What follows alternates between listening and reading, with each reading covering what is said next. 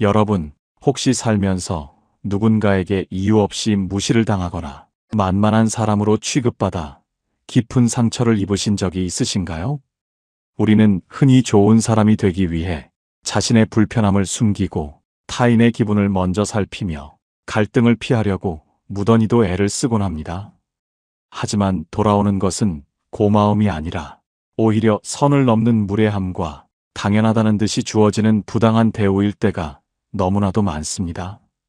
이런 경험은 그저 일시적인 기분 나쁨으로 끝나지 않고 우리 내면의 깊은 곳에 있는 자존감마저 무참히 무너뜨리고 맙니다. 타인을 향했던 배려가 결국 나 자신을 찌르는 날카로운 화살이 되어 돌아온 것입니다. 우리는 왜 이토록 타인에게 만만하게 보이게 되는 것일까요? 그리고 어떻게 해야 남들이 함부로 대할 수 없는 단단하고 품격 있는 사람으로 거듭날 수 있을까요? 이 깊고도 보편적인 삶의 문제를 해결하기 위해 우리는 조선 최고의 실학자이자 깊은 철학적 통찰을 지녔던 다산 정약용 선생님의 지혜를 빌려보고자 합니다. 오늘 우리는 99%의 사람들이 미처 깨닫지 못하는 결코 만만하게 보이지 않는 5가지 핵심 원칙을 살펴볼 것입니다. 첫째, 말을 아끼고 침묵을 활용하는 태도입니다.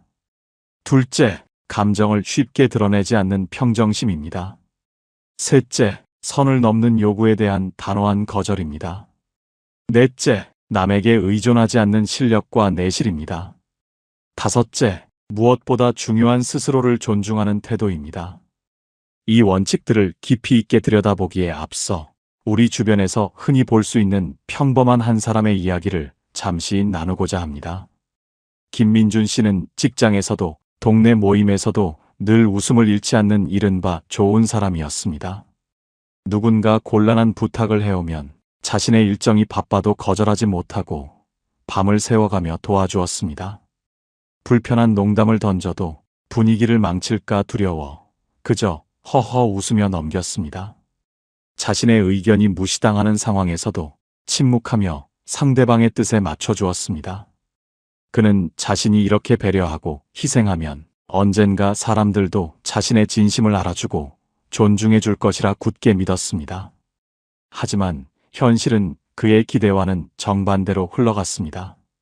사람들은 김민준 씨의 배려를 권리로 착각하기 시작했고 가장 힘들고 굳은 일은 언제나 그의 몫이 되었습니다.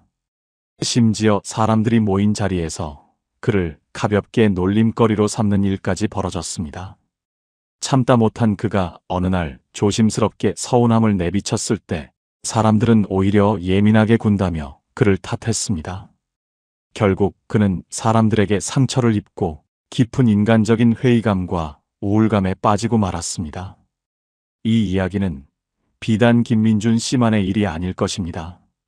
우리 중 누구나 한 번쯤은 겪어보았을 가슴 아픈 현실의 한 조각입니다. 그렇다면 우리는 이 악순환의 고리를 어떻게 끊어내야 할까요? 이제 정약용 선생님의 통찰을 통해 만만하게 보이지 않는 첫 번째 원칙부터 아주 깊이 있게 파헤쳐 보겠습니다. 첫째, 말을 아끼고 침묵을 활용하는 태도입니다. 우리 주변을 가만히 살펴보면 사람들과의 어색한 공백을 참지 못해 끊임없이 말을 쏟아내는 분들이 있습니다. 대화의 주제가 끊어지면 불안감을 느끼고 굳이 하지 않아도 될 자신의 개인적인 이야기나 타인의 뒷담화, 심지어 자신의 치부까지 가볍게 드러내는 분들 말입니다. 이들은 자신이 말을 많이 함으로써 분위기를 주도하고 사람들과 친밀해진다고 착각합니다. 하지만 이런 행동은 타인에게 얕고 가벼운 사람이라는 인상을 심어줄 뿐입니다. 말이 많아지면 자연스럽게 틈이 보이고 그 틈은 곧 타인이 당신을 공격하거나 얕잡아 볼 수 있는 빌미가 됩니다. 정약용 선생님께서는 이렇듯 가벼운 입놀림을 깊이 경계하시며 말씀하셨습니다. 말이 많으면 반드시 실언이 뒤따르고 실언은 곧 화를 불러오는 씨앗이 된다. 입을 무겁게 하는 것만으로도 사람의 그릇은 깊어진다. 이 가르침은 인간관계의 본질을 정확히 꿰뚫고 있습니다. 침묵은 단순한 말의 부재가 아니라 자신의 내면을 다스리고 타인의 말에 흔들리지 않는 묵직한 힘입니다. 말이 많은 사람은 자신의 패를 모두 보여주는 사람과 같아서 상대방이 쉽게 예측하고 조종할 수 있습니다. 반면 필요한 말만 간결하게 하고 때로는 깊은 침묵으로 대화를 이어가는 사람은 신비로움과 위험을 동시에 풍깁니다. 상대방은 그의 속마음을 쉽게 읽어낼 수 없기에 본능적으로 조심스럽게 대하게 됩니다. 여러분의 삶에 이 원칙을 적용해 보십시오. 누군가 곤란한 질문을 던지거나 불편한 농담을 건넬 때 당황하여 변명하거나 급하게 웃어넘기지 마십시오. 그저 가만히 상대방의 눈을 응시하며 단 몇 초간의 침묵을 유지해 보십시오. 그 짧은 침묵만으로도 상대방은 무언가 잘못되었음을 직감하고 스스로 물러서게 될 것입니다. 말은 내뱉는 순간 허공으로 흩어지지만 침묵은 내면으로 쌓여 당신의 품격을 만들어냅니다. 둘째, 감정을 쉽게 드러내지 않는 평정심입니다. 우리는 일상에서 크고 작은 갈등에 직면하게 됩니다. 누군가 은근히 자존심을 긁는 말을 하거나 부당한 지시를 내릴 때 우리의 마음속에는 분노나 억울함이라는 감정이 솟구칩니다. 이때 어떤 분들은 얼굴을 붉히며 즉각적으로 화를 내고 또 어떤 분들은 눈물을 글썽이며 당황한 기색을 숨기지 못합니다. 하지만 이렇게 감정을 투명하게 드러내는 순간 상대방은 당신의 약점을 정확히 파악하게 됩니다. 아, 이 사람은 이런 말에 상처를 받는구나. 이런 상황에서 이성을 잃는구나. 이렇게 파악된 약점은 앞으로 당신을 통제하고 흔들기 위한 강력한 무기로 사용될 것입니다. 정약용 선생님께서는 유배지의 그 참담한 고통 속에서도 감정에 휘둘리지 않으며 이렇게 말씀하셨습니다.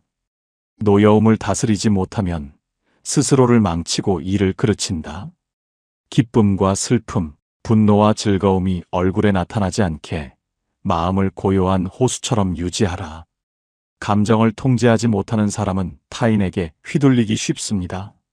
상대방이 조금만 찔러도 과민하게 반응한다면 그 모습 자체로 이미 주도권을 빼앗긴 것입니다.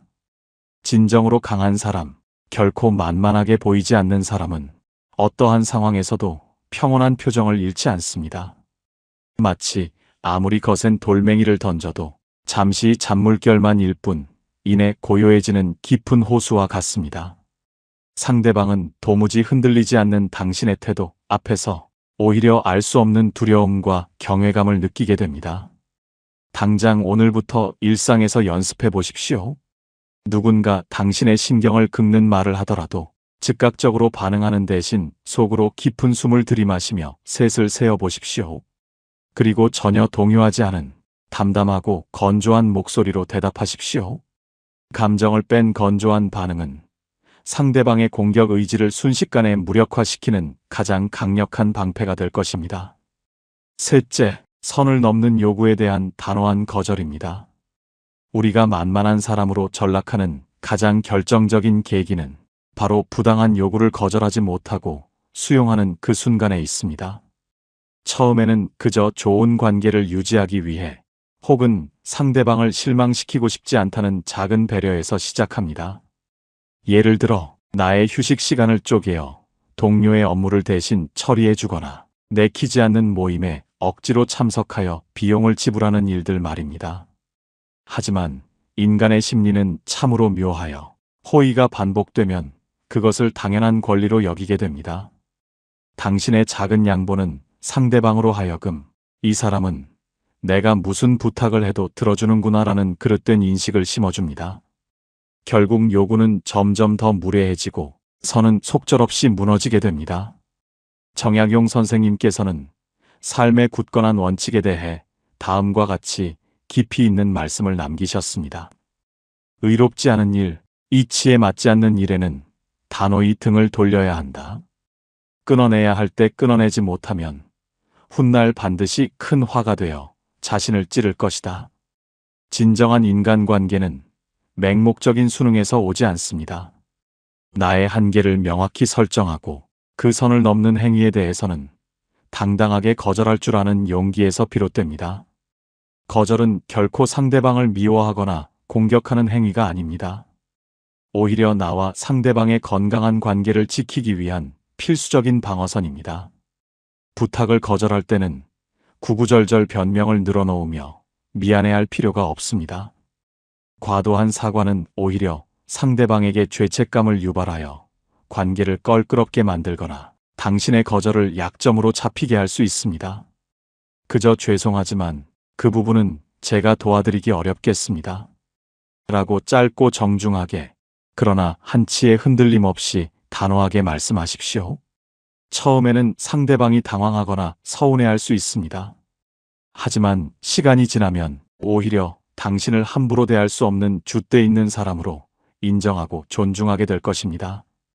거절을 두려워하지 마십시오. 당신의 시간과 에너지는 오직 당신만의 고귀한 자산임을 잊지 마셔야 합니다. 넷째, 남에게 의존하지 않는 실력과 내실입니다. 사람들이 누군가를 얕잡아보는 본질적인 이유 중 하나는 그 사람이 타인에게 지나치게 의존적이거나 스스로 서지 못한다고 판단할 때입니다. 스스로 문제를 해결하려는 노력 없이 항상 남에게 조언을 구하고 자신의 결정조차 타인의 승인을 받아야만 안심하는 사람들이 있습니다. 이러한 모습은 결국 자신의 능력 부족을 스스로 증명하는 꼴이 되며 상대방으로 하여금 무의식적인 우월감을 느끼게 만듭니다. 사회생활에서도 마찬가지입니다. 자신의 분야에서 뚜렷한 실력이나 대체 불가능한 가치가 없다면 사람들은 자연스레 그를 가볍게 대하기 마련입니다. 다산 정약용 선생님은 18년이라는 길고 캄캄한 유배 생활 속에서도 결코 타인을 원망하거나 세상에 의존하지 않으셨습니다. 오히려 그 참혹한 고독 속에서 끊임없이 학문에 정진하고 책을 쓰며 자신의 내실을 다지셨습니다. 선생님께서는 늘 스스로에게 그리고 후학들에게 이렇게 강조하셨습니다. 스스로 굳건하게 서지 못하면 흔들리는 바람을 탓할 자격이 없다. 스스로 빛나면 남들이 감히 업신여기지 못하나니 자신의 내면을 채우고 실력을 기르는데 게을리하지 마라. 세상 그 누구도 실력 있고 자기 주도적인 삶을 사는 사람을 함부로 대할 수 없습니다. 당신이 만만하게 보이고 싶지 않다면 가장 먼저 해야 할 일은 당신의 내면과 외면을 단단하게 다지는 일입니다. 그것은 직업적인 능력을 키우는 것일 수도 있고 깊은 독서와 사색을 통해 철학적인 안목을 넓히는 일일 수도 있습니다. 또한 경제적으로도 타인에게 기대지 않고 스스로 자립할 수 있는 환경을 구축하는 것도 중요합니다. 타인에게 인정받기 위해 전전긍긍하는 에너지를 거두어 오롯이 나 자신을 성장시키는 데 쏟으십시오.